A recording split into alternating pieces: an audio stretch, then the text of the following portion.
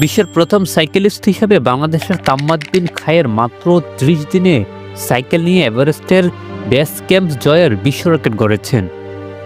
একই সাথে ৪টি পর্বত ও ৩টি মাস একই সফরে পাড়ি দিয়েছিলেন তিনি। নিজের জন্মদিনে দেশকে এক ঐতিহাসিক রেকর্ড উপহার দিয়েছিলেন তিনি। এই রেকর্ড ভাঙা হয়নি, তৈরি করা হলো। নিঃসন্দেহে এটা আমাদের দেশের জন্য সর্বোচ্চ গৌরবের বিষয়।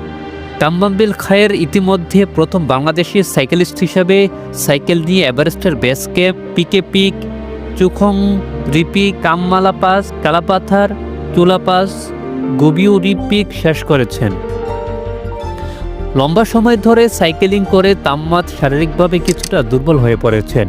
নিজের জন্মদিনে ৫৩৬০ মিটার উঁচুতে অবস্থিত রেঞ্জু লা পাসে বিশ্ব রেকর্ড গড়েছিলেন তিনি। এর আগে একই সফরে